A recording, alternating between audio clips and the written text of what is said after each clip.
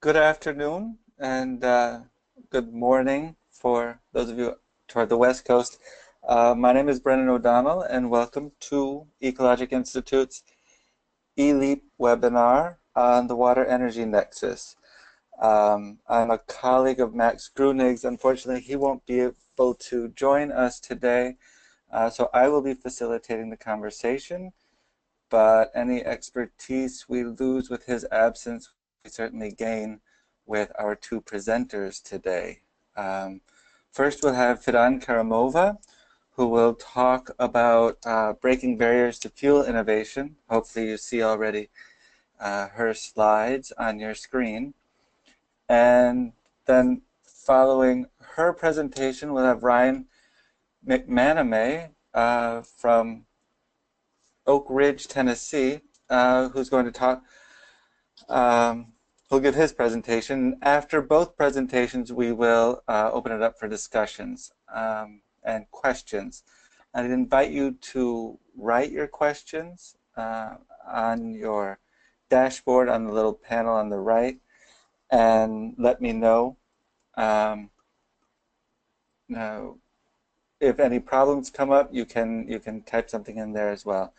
But let's go ahead and get started right away with Fidan, if you want to go ahead.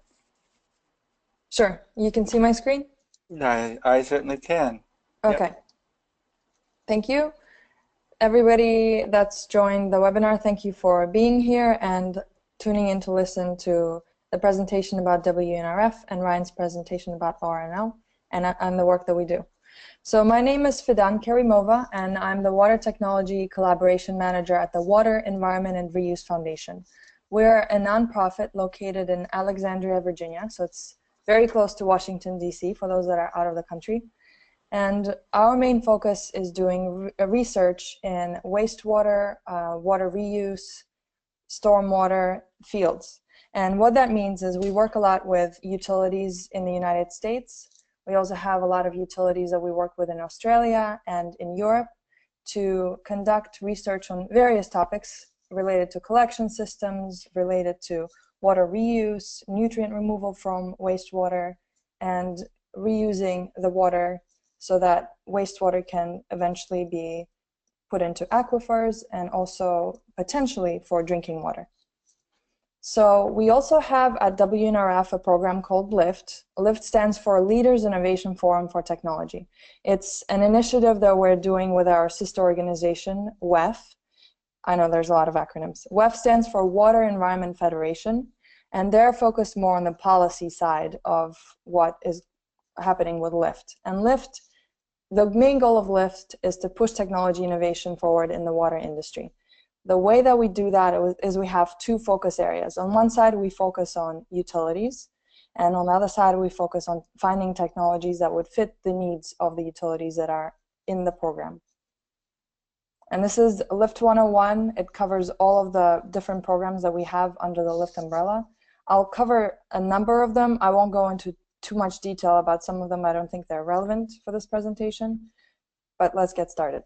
So on the technology side, that's one side of the LIFT coin, we have what are called technology scans. And the technology scans find technologies that would be suitable for our utilities to either pilot or install full-scale installations at their utilities. The way we do that, we venture out and we find some technologies that would be of interest. We find them by having utilities recommend them, or sometimes technology providers just reach out to us and say, we've heard about your program and we would like to participate. They apply, the technology application gets reviewed. If it's good enough, it gets to the third stage here, which is the presentation in front of utilities. And that presentation is vital because that's how we match make. We find utilities that would be using potentially this technology, or a group of utilities that could pilot it all together and use the data to figure out which one of the utilities, or maybe a number of them, would be able to install it and meet their needs. And right now, through this process, we already have had 100 technologies go through successfully. And as you can see, 105 and 97 companies, and we keep growing. And at this point in the water industry, people have grown to know LIFT. We've been around for over 5 years now. And the whole idea is for utilities to find technologies through the LIFT program and vice versa. So on the other side of the coin, of the LIFT coin, is the focus groups that we have for utilities. We have 400 utility members from the different utilities that are participating in these focus groups, and they're basically small conversations that take place once a quarter online, similar to webinars that we're having like this. And the goal is to find out what are their needs. Some have needs such as, oh, we have an odor control problem at our utility.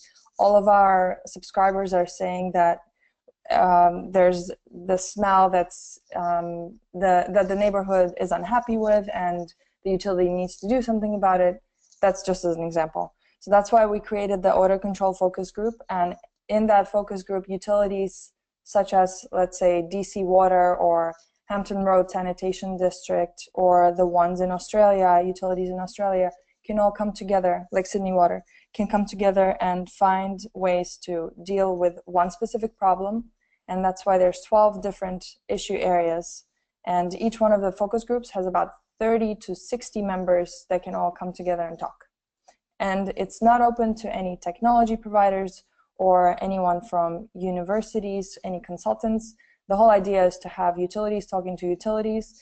And what we have found, this is actually very useful, because a lot of times when you have a consultant or a technology provider in the room or in the virtual room, there's an issue because they are feeling that the technologies are pushing their ideas onto the utilities, which is not okay. So using all that, the two sides of the coin, we merged all of that into one in the LiftLink platform that was launched about a year ago. And the idea of the platform is to help everyone to get online, to discover all the technologies that have been vetted through our system, and also to find the needs of the utilities. And this is perfect for both ends, as well as consultants and universities that are all of our subscribers, WNRF subscribers, because this is a way to find a specific technology, but also find a need that the technology could meet. And what we have found is that there's already a lot of interaction, and there's also investors that have logged into this platform to potentially invest in a technology and help a utility implement a technology at their utility. Many times what we find is that the utilities have conversations via webinar, and a lot of them do not have funding to actually see the technology. So once they hear about it, they're excited, but that excitement wanes because they really cannot get their questions answered, specific questions answered about how that technology will work, function at their specific facility. And it also depends on where they're located, so all of that, the geographical region, the way that, how much population that they're treating, all of that affects how the technology will react. So a lot of times, because they don't have the answers to those questions, they let the technology go, they forget about it, they have to close the book. But what we created is a Lift See It program, and the whole idea is to have a scholarship program to take a utility representative and send them to wherever that technology has been installed. So it could be in the US, it could be outside of the country, and the whole idea is to visit it, to see the technology in person, to talk to the utility that is actually installing and using the technology, to ask them specific questions that would otherwise not be answered. And so far, this was launched at the end of last year. We already have 11 utilities participating, but that's 32 members, utility members from those utilities that will be traveling this year. And if I have some time at the end of the presentation, I can show you the website where you can see the map. We will be virtually mapping where they're going and also sharing their experiences through photos and videos, so it's also interactive. In addition to help the technologies, we have created what's called the Fast Water Network. Fast Water Network stands for Facilities Accelerating Science and Technology. And the idea is to create a testbed directory of all the different labs, such as ORNNL, for example, as well as any university labs or even utility labs that could potentially test a specific technology depending on their interest area. So far, we have 70 facilities. There's a few from the Netherlands, and there are also going to be more by the end of this month that are going to be in China, as well as in South Africa. So we're adding a few more all over the world, because there has been interest in piloting different technologies, especially US technologies outside of the country. And when you click on each one of the pins, it gives you more information about the name, the contact name at that facility, as well as more information about what types of tools that facility has, where the technology could be tested, as well as what they specifically want to test. So if it's a collection system technology, great, that's where that technology would go to. If it's something like a rain grid, that's where a specific technology would go to, depending on the interest of the facility that's listed on this map. A great example that we like to highlight that has actually come out from the ELEEP program is called Jenna Fuel. It's hydrothermal processing technology. And it first started off with tests that have gone through WNRF, through the ELEEP program. The whole idea is to generate biofuel from wastewater. And first it was tested at PNNL, and that was phase 0. As listed here. So that was $230,000 that we received for that test, and there were 10 utilities that participated in this test. And what we found was that, yes, you can actually produce biofuel and generate energy, methane gas that could then be used for another purpose from wastewater. And that's primary treatment as well as secondary treatment sludge. And then what we have done now, at the end of last year again, we submitted an application to the Department of Energy, DOE, and we received $2.5 million from them to further test this at other utilities. So currently we're getting the sludge from Metro Vancouver in Canada and testing it in California to see how much further this treatment of generating biofuel from wastewater can go. And it has a lot of potential, and we're really excited about this project because it's definitely bringing together the energy and the wastewater and making people think differently about wastewater just as being something to throw away. Last but not least, we have launched a water technology survey. The goal of the survey is to find out how innovative utilities actually are. Sometimes they think that they're innovative, but it also depends on how innovative their neighbors are. So if you're comparing a very small utility in the middle of nowhere to a very big one that is very advanced and has been always in the news, obviously their innovation levels and what they think is innovative is going to be very different. So based on this survey, we're going to create the visualization, and this is a picture of what the visualization will look like. You can filter by area of technology that you're interested in. If you're a stormwater utility, you can click on that. If you want to find out type of green infrastructure technologies that have been installed, or even water reuse technologies that have been installed, that's all going to be available. We have currently 90 responses from utilities. We're going to keep this open, and we envision that it's going to be way more than just 90. This was 3 times more than the last time we launched this technology survey 2 years ago. So there's obviously a great interest, not just within utilities, but also from people like consultants and university professors, as well as investors who would like to see this data to potentially invest further in the water industry as a whole. So that is the end of my presentation, and I'll hand it over to Ryan. All right, Ryan, are you ready? I believe so. I am going to show my screen here. Very good. Let me know if I need to change my monitor. It looks fine for me. Yeah, it looks good there. Okay. All right, so everyone can see the PowerPoint. Thank you all for attending, and also thanks to Fidan. I enjoyed that presentation as well, and interested in a lot of the utility research and innovations on that side as well. So I'll be talking about some research within the Urban Dynamics Institute at Oak Ridge National Lab. Oak Ridge National Lab, as Fidan mentioned, is part of the Department of Energy National Lab system. There's many national labs across the country, and Oak Ridge is located in Tennessee near Knoxville. And so we set out to do some research at kind of the city scale of examining how cities impact regional water cycles and associated biodiversity, and if there was mechanisms that we could look at to change that for the future. And so that's kind of the scope of this research. The Urban Dynamics Institute is a collection of folks at Oak Ridge National Laboratory from a number of different divisions and directorates.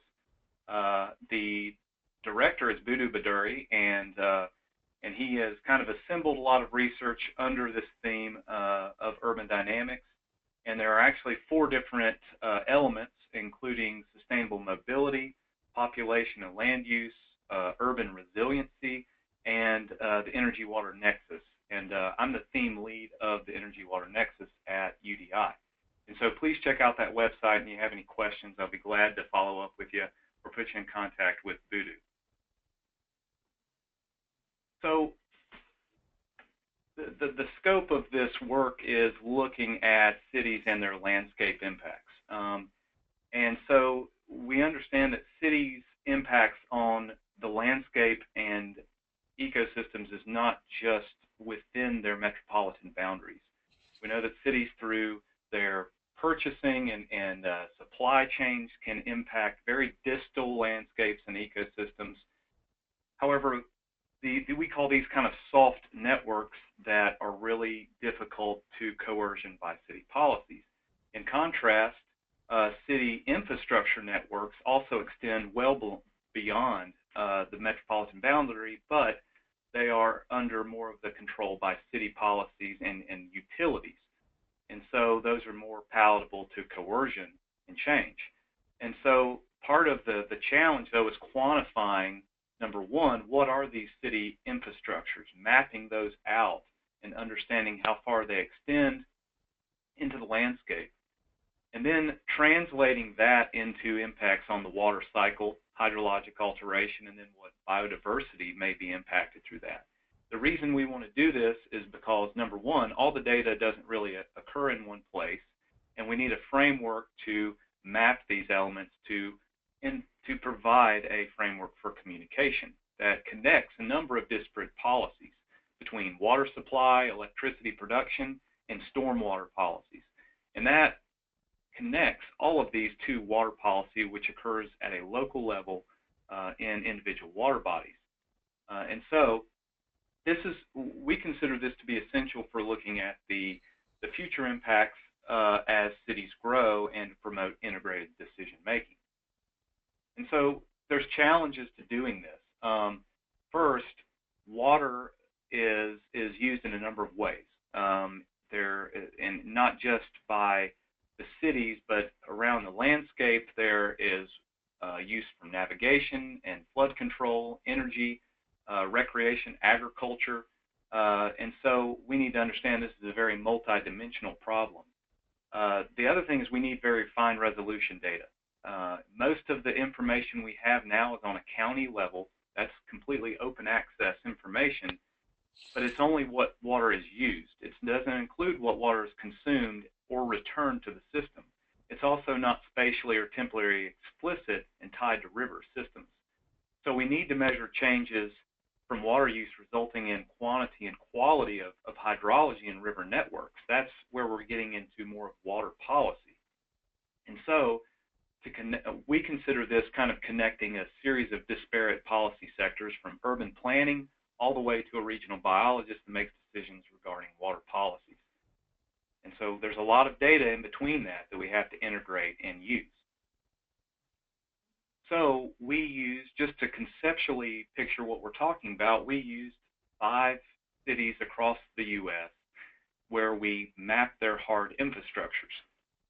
This included their land cover within their census-defined urban area, but also quantifying their energy sheds. How much energy are these cities consuming? based on their local demand. And these energy sheds can extend very large, they extend for long distances in the landscape.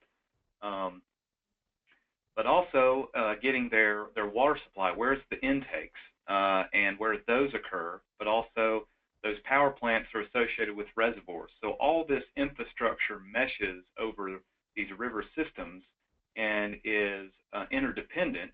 That is, they rely on the same water systems for water supply, but also electricity production. So we can imagine that cities have very intense impacts.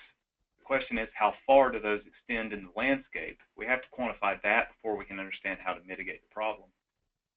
So we find that cities range considerably in their impacts on river environments. And it doesn't scale necessarily with population size. And so, for example, if you look in the middle of the screen, Atlanta's impacts extend for 12,000 kilometers. And if you look to the left in each of these boxes, Atlanta, this is separating in the boxes each city's just urban impacts, so just urban land cover impacts on hydrology. And then outside the panels, each city shows their collective impacts from not only urban land transformation, but also electricity production and water supply. And so this is interesting when you look at these different cities, the range of impacts, number one, and I need to say that these impacts represent hydrologic alteration. So how much hydrologic change have these cities induced? And I can answer questions later on how actually we quantified that.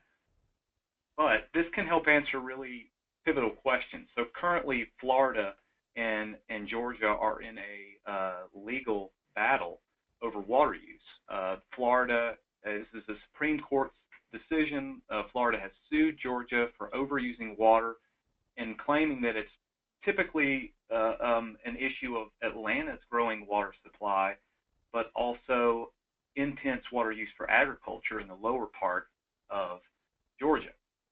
And Florida's claiming that this has had negative impacts on the economy and the overall benefits of water in the lower Apalachicola, Chattahoochee, Flint River system. And so they've asked the Supreme Court to apportion equal amounts of water to the two states. The interesting thing is that the focus is on water supply for Atlanta and water use. Our analysis shows that really, in terms of overall changes to water cycle, that is a drop in the bucket compared to the urban land transformation and energy demands of Atlanta. And so we can also see that other systems have large impacts. This is also showing changes in the dimensions of city growth in eastern versus western cities. So eastern cities are very expansive and induce large-scale impacts, whereas western cities are very compact. And actually, that's a better model of growth for minimizing landscape impacts. And so we can explore the impacts of these cities through the total length of stream environments impacted, but also the number of species, aquatic species that are impacted. And so, for instance, I'll keep picking on Atlanta. Atlanta's far-reaching impacts overlap with over 500 species, 100 of which have become locally extinct through these modifications. Whereas western cities are impacted mostly by providing habitat for non-indigenous, non-native species. And so they have a different form of impact. So the point of this is not to stop at the impact, but having this conceptual framework laid out, we now need to provide how do we translate this into a decision support framework? And how can cities take this information and use it in the future? And so we've laid out sort of a four-step framework or where we first develop a hydrologic model as the backbone of this framework, and then developing linkages between urban population demands, water demands, and then their infrastructural resources needed to meet those demands, looking at scenarios of the future, and then the ecosystem response. We focused on Atlanta and Knoxville as case studies, and the question again is, how can cities more effectively plan for the future in terms of greater impacts to water cycles? So the first step of this is developing a river network. We use the soil and water assessment tool, and we applied this as a very high resolution, really unprecedented for this model, because we wanted to have very high resolution fidelity to look at impacts in river environments. And so the calibration of that worked out very well. Then we had to start building these linkages between population demands and populations and energy and water demands. As you can imagine, getting high resolution information on electricity consumption and water consumption is difficult, and Fidan could probably attest to this, is that this information is held by utilities, but it's also, it's proprietary, but also it's a form of security risk, but also privacy issues. So getting at household or individual electricity use is a difficult issue, so we used open access information to downscale electricity consumption and water consumption into block groups within cities. This is a form of disaggregation utilizing maximum entropy and other mathematical expressions to get down to having high resolution information. The reason we want to do this is we want to tie it now to population and demographics so that we can project in the future what electricity consumption and water consumption will be.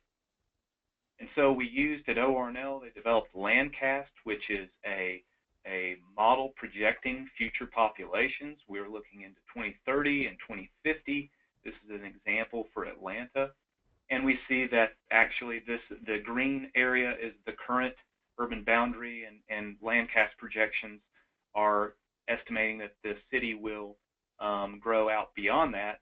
But fortunately, we see that most of the growth is going to be becoming more dense population. So we use this future population to estimate future energy demands through 2030 and 2050, but then also water demand through 2030 and 2050. So now we've developed these sort of linkages between population growth and the demand. We've also have coverages of future land cover through 2050.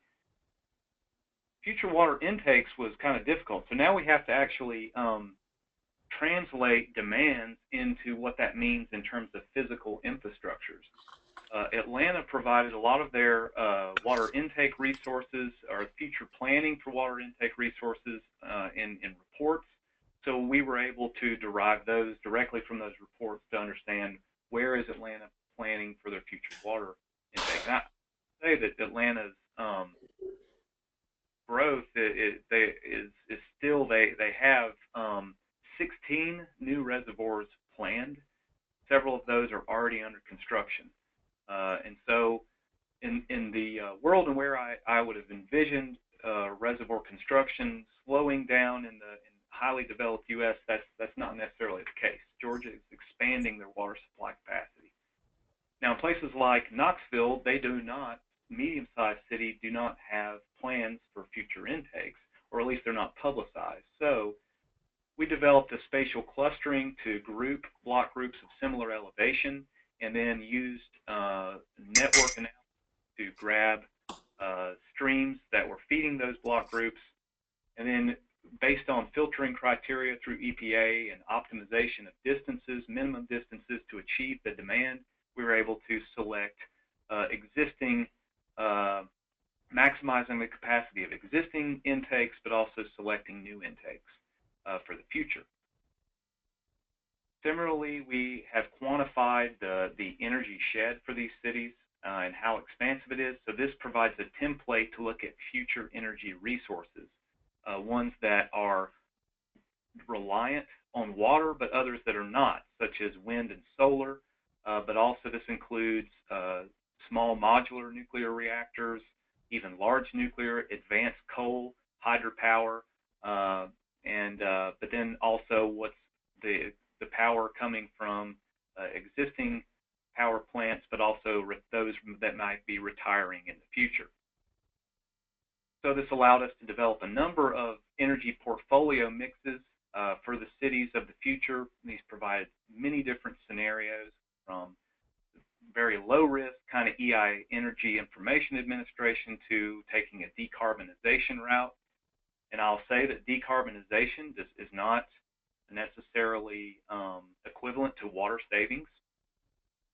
And then high fossil fuel penetration, disruptive technologies, and just a general renewable penetration kind of mix. So in all, this kind of developed 42 scenarios based on different population growth, climate, water intake scenarios, and energy portfolios. And those are kind of increasing the boxes for those so you can see the different scenarios.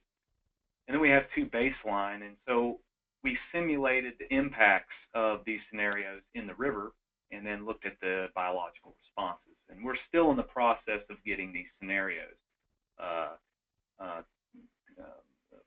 material, concrete, putting the scenarios in concrete and finalizing this. Associated with that, we've developed an online visualization tool in hopes that we can provide something for cities to go to and use.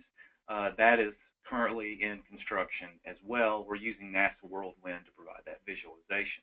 So the city can pick a scenario and look at the output in the river environment. So just in conclusion, to be brief, city infrastructures extend well beyond the metros, and it's important to measure and map these in river networks so that we can really use these in future planning for urban growth. I think these future scenarios could be incorporated into city planning options. The question is the reality of how well the utilities would be able to transition even within this time frame to be really, we're talking transformative changes that are very aggressive. So there's probably a range in what really cities can accommodate. And then there is a difference between city governance and, of course, the utilities and the boards there deciding what's best and what they're willing to accommodate and how they want to grow. So we see the scenarios as kind of bounding envelopes of the potential future. And so it's up to the city to select their future water sustainability. And I'll stop there with hopes that I haven't run over time. No, not at all. No, we actually have quite a bit of time left. But I want to thank both of you, Fidan and Ryan. Those were great presentations, and I feel like they've opened up an opportunity for us to have a good conversation. We don't currently have any questions that I see from the audience, but I would like to invite people to go ahead and type in some questions if anything comes to mind, anything that they'd like to ask while we still have both of you available and online. Fidan, since we do have a little bit of time left, I wanted to ask, you had talked a little bit about this new Lift See It project. I wanted to talk about the importance of bringing people to the site and the interaction between those who are developing these technologies and those who are then implementing them, perhaps in a very, very different location, in a very different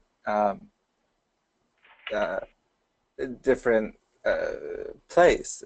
So how important is that, and what is the response been? What is the result so far, or the discussion so far regarding that program?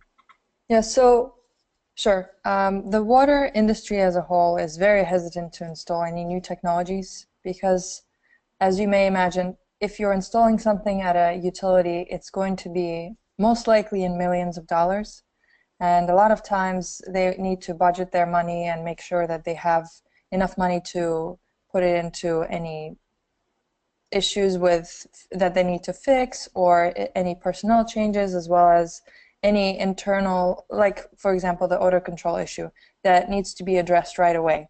So a lot of times when it comes down to installing something new technology, they are hesitant to commit unless they know 100% that it's going to work. And what it takes in order to actually get to that level, it takes a lot of steps. One of them is being aware of the technology, being able to talk to the technology provider, but also the next step is to find out what are some things that are not working with the technology when you install it at a utility. And that's why we created this Lift Seed program, because a lot of the utilities have expressed the need to see it, and not just to see it via the webinar, but to see it in person and to talk to another utility provider, to the utility that's installing it, because technology providers can answer your questions, but if something is going wrong, or if something is not really a positive spin to their technology, they usually do not want to share that information, versus a utility that's using it, that is the type of information they'll be sharing, most likely. And what we found, this is the first, well, end of last year was the time we launched the program, and we really didn't do that much advertising, but we already got 11 utilities to apply. And in order to apply, they actually had to go through a few steps. They needed to talk to the utility management. They needed to talk to the technology utility that has the technology that will be visiting, to arrange the meeting. They needed to have that technology that they're looking into, not just by assessing it, but being very serious about potentially installing it. So that out of all the applications, all those 11 utilities, and there's a wide range of them. Some of them are big, some of them are small. Can I share my screen? I can show the map. Yeah, let me set that up.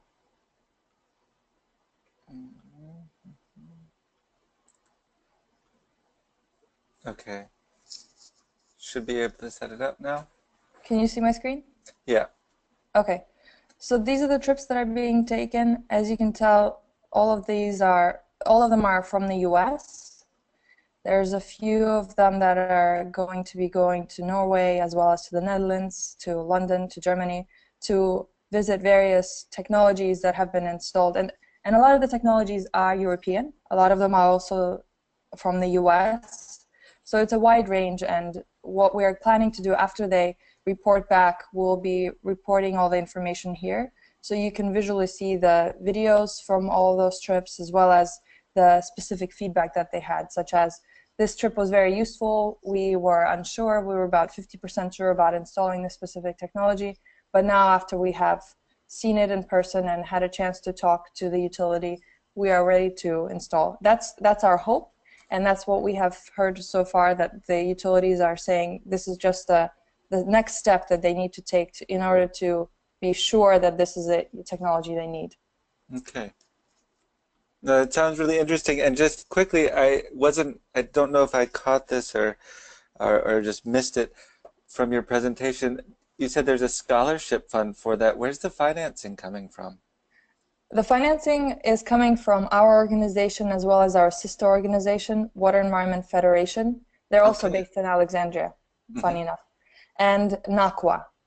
So NACWA is also based in DC. As you can tell, there's a lot of, in Virginia, Maryland, and DC, there's a lot of organizations focused on water. And we recently merged with one. So we used to be Water Environment Research Foundation, but we merged last year with Water Reuse Research Foundation. So our name now has reuse and an ampersand in it.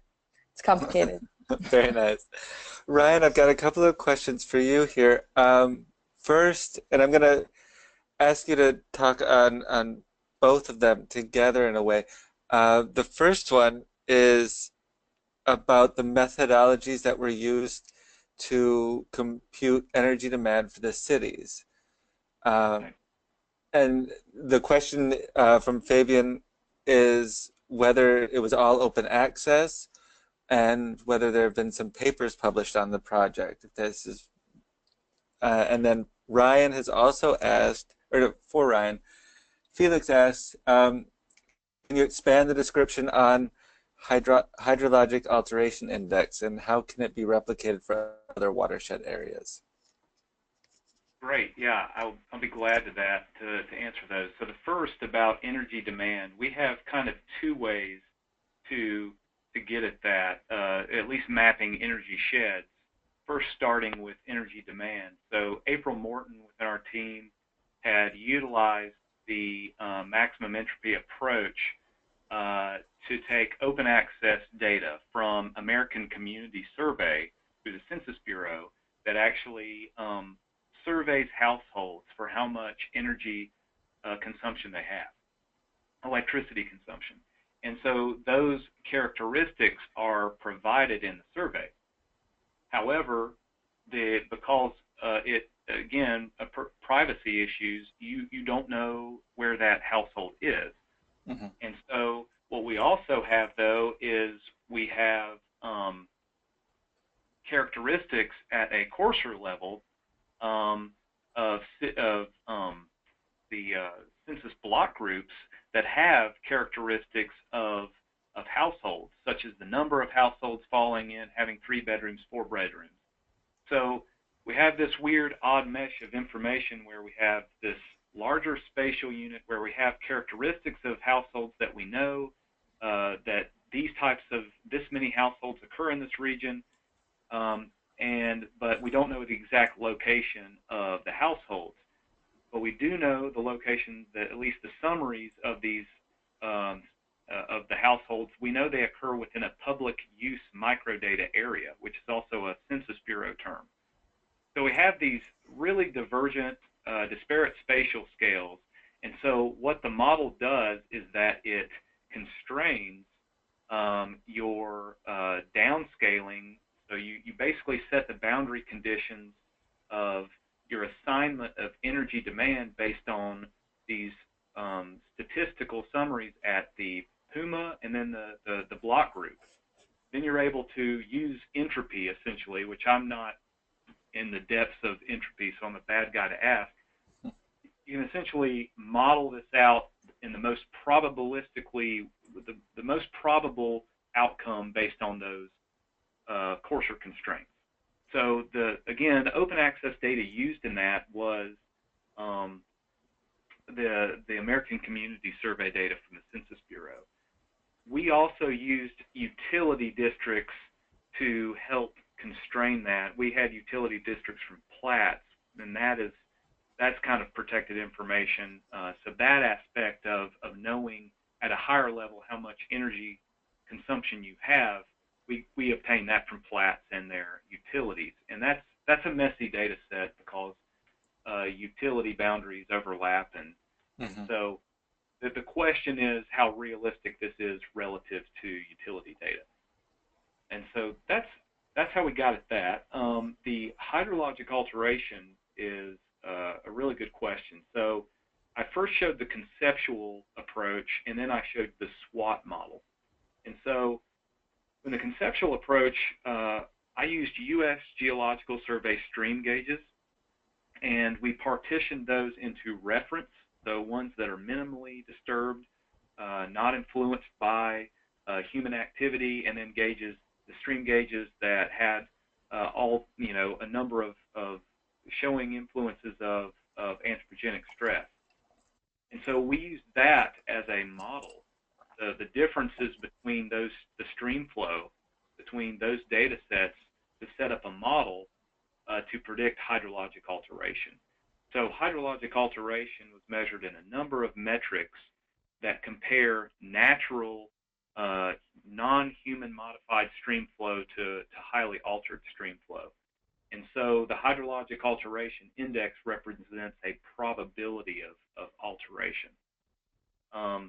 Within the SWOT model, we used mean monthly flow simulated, stream flow simulated at a monthly time step.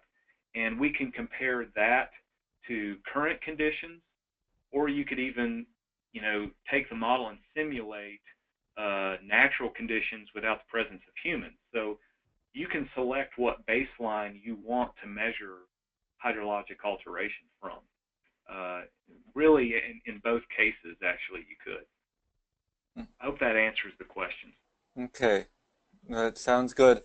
Fidan, I have a couple here for you. One,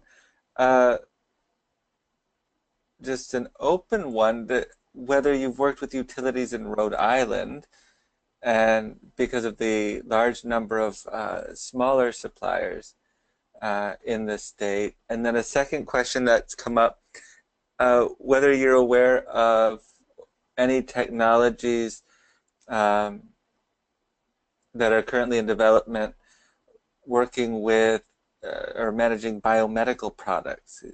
Questioner Felix is particularly interested in approaches to eliminate chemical residues from medicines being dumped in residential wastewater systems that then have the potential to reach rivers and streams. Thank you for the questions. We do not have any utilities in Rhode Island, but if you know of any that should be WNRF subscribers or involved in the LIFT program, let me know. I'll be happy to let them know about the LIFT program and give them a quick tour. And then as for the second question about the medical side, so we have a program director that focuses on pathogens and human health, and they're not really specifically looking into what you had described just now, but they are assessing a number of and they have a number of projects right now assessing a number of things. So they're, for example, evaluating peracetic acid as disinfection alternatives and wastewater treatment processes. They're looking into microbeads and microplastics that are entering our waterways and eventually are ending up in our water system and eventually in our bodies. And they're also looking into mitigating CECs in hospital wastewaters. So there are a number of research projects that are open, but not specifically the one that you had mentioned. Okay. Okay. All right. Well, if there are any more questions, again, I invite people who are in the audience to go ahead and write them to me.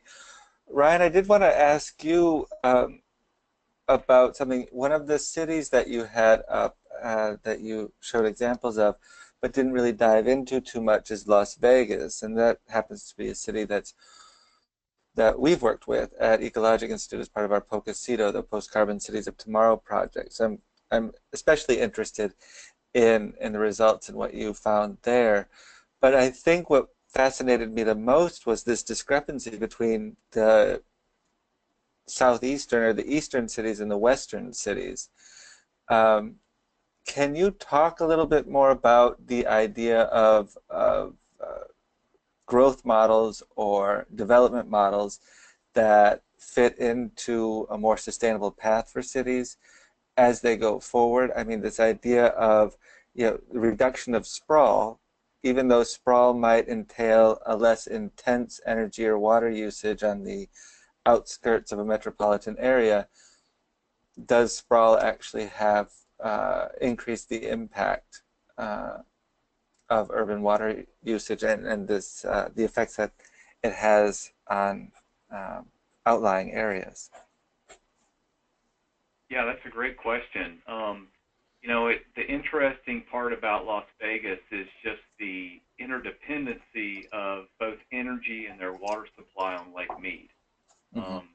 Recent study came out suggesting that in the recent future, there's a 50% probability that Lake Mead could lose all live storage, which means really crippling effects to the agricultural economy of that whole region, but also that means over 90% of Las Vegas's water supply is cut off.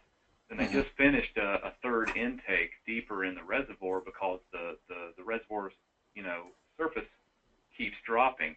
Fortunately, we've had a great year of snowpack, and I would hope that's going to ameliorate that situation. But yeah, so the future models of growth and city expansion is that we do see that even though in southeastern cities, we see that the model of growth is incorporating a lot of green space. And that's aesthetically pleasing because most people like to see trees out their back window. But this kind of form of sprawl is actually more is more harmful, really, that even though we are incorporating green space, you're intermixing fragmentation of impervious surfaces within that. And so really the amount of impervious surface per unit area has a larger footprint in the landscape. And so the problem with urban sprawl and this kind of model of growth is that impervious surfaces don't allow rain rainfall to infiltrate soils and recharge groundwater, which sustains base flow over long periods of time. What we're essentially doing is we're creating impervious surfaces that shed water very quickly and storm flows mechanisms that shunt water downstream as quickly as possible.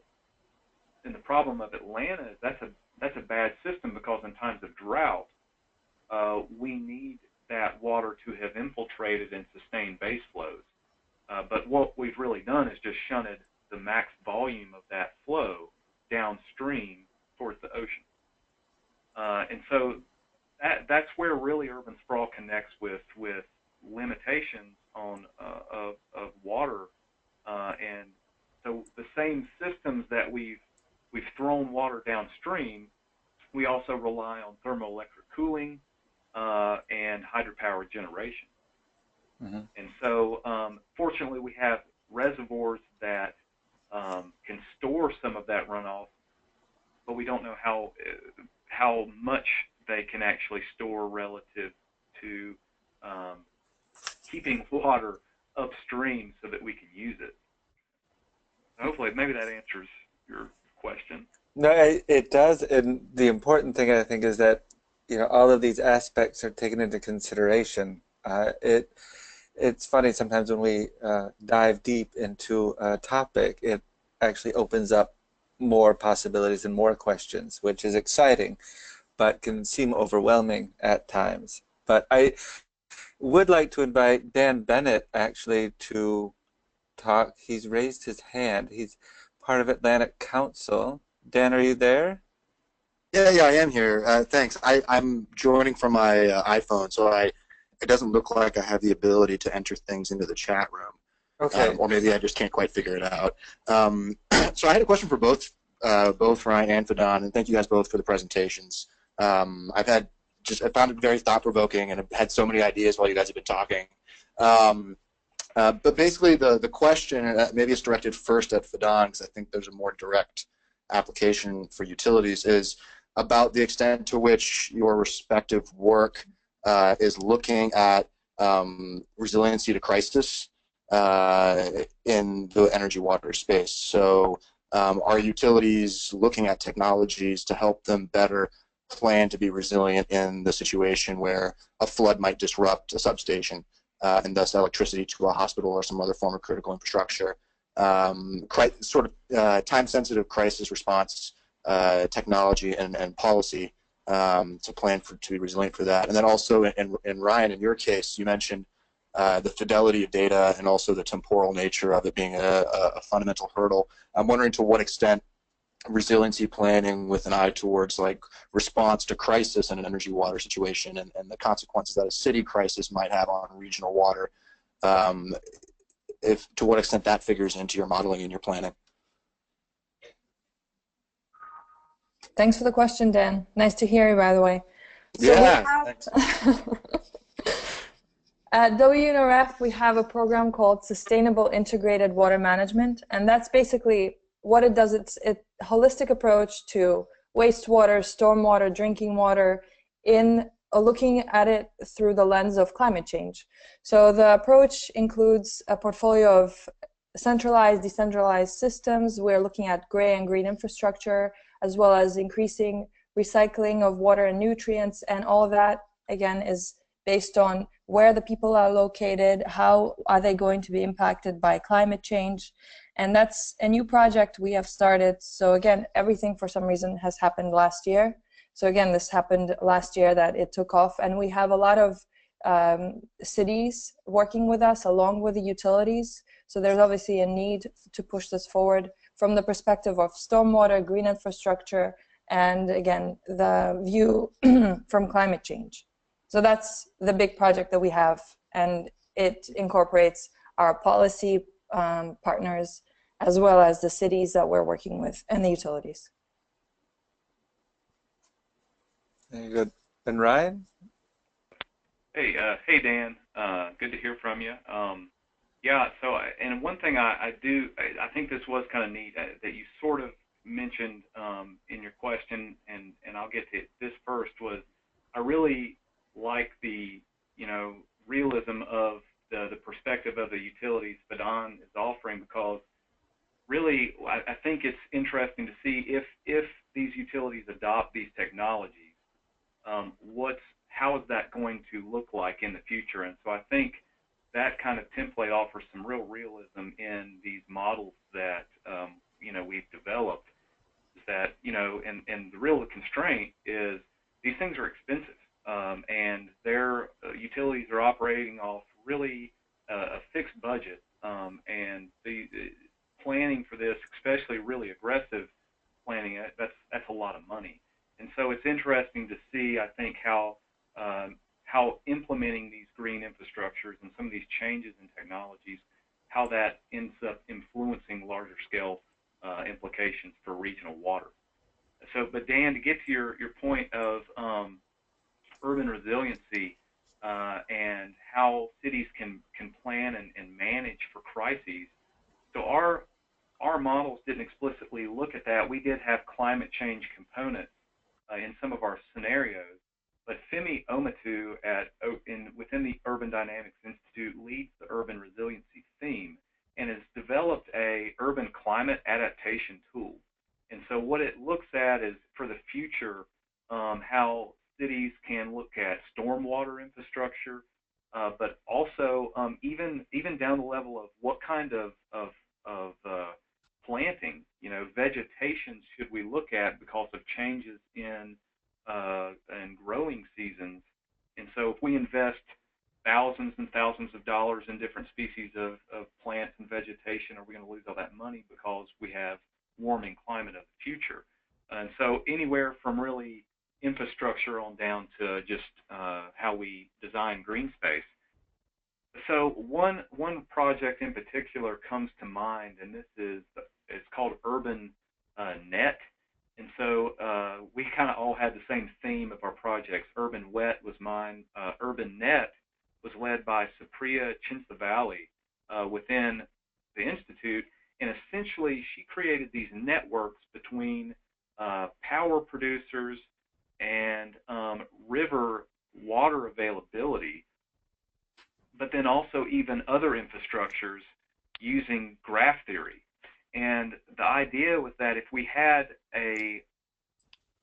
let's say a drought, how would that cascade to city planning and water use, and then also how would that influence electricity production, and then finding these nick points where when are these conditions going to inflict this kind of cascading impacts. And I'll say a lot of that stuff's already done by planning from major, we'll say utilities, but also the federal water resource owners, such as U.S. Army Corps and Tennessee Valley Authority. So Tennessee Valley Authority has this operational river model where they can look at drought or meteorological conditions in the near future and adapt their reservoir operations to mitigate those problems. Now, I'll give you a specific example. They saw 2 weeks out this pending low rainfall, drought, hot weather, heat wave coming, and so they started flooding the whole upper Tennessee River with cold water. So what that did was it created a thermal refuge all the way down to Browns Ferry, which is lower down on the system, that is a thermoelectric cooling facility. And so it prevented a blackout from Browns Ferry because of reaching critical water exceeding thermal criteria for the river. And so that's kind of a cool example of some of the existing facilities being able to respond and predict and forecast and mitigate those situations. The problem is whether we're going to have situations that extend beyond what we've been able to mitigate in the past. And that's a great question. I'm not sure I know the answer. No, but it is really exciting, to hear how all of these issues are coming together and how they really do seem to have an impact, not only on our daily lives, but on the ways that we're going to be approaching the future. It is 1 o'clock. We have hit the 1 hour mark. Max, it looks like you've joined. Did you want to say anything? Oh, I just came in last minute. So yeah, I'm great. It's great that so many people joined the call, and I just listened into what Ryan said at the end, and it sounds I missed a very great webinar. So I'll watch the recording later on. So yeah, to all of you, this is recorded and will be available for sharing later on. Well then, what I'd like to do is just go ahead and thank everybody. Fidan, do you have any last words that you'd like to share? No, thank you everyone for joining, and Ryan will talk after. It was really, the presentations have been phenomenal. Ryan, did you have something you wanted to say? No, just also, I did want to, after this, I want to speak to Fidan. Have many... Well, good. And then maybe the results of those conversations can inform a future webinar that we can share with the wider public again. Well, again, I want to thank everybody for joining today. Dan, it was great to have you there and participating as well, but mostly to the presenters for helping me through this as well. I found this very fascinating, and I'm really happy we were able to spend a little bit of time together today. Thank you for having us. There will be a follow-up email with some information for all the attendees regarding future webinars, which will certainly be taking place. And of course, contact information for Fidan and Ryan have been, I think, made available in previous emails. I know both of them mentioned in their presentations that they'd be happy to answer any follow-up questions, or further contacts would be welcome. So I know it's probably a holiday weekend for many people, and so I'm glad people took some time before it started to join us today. I want to wish you all a very nice weekend, long if possible, and thanks again for joining us. Have a good weekend. Bye-bye. Thank you. Bye.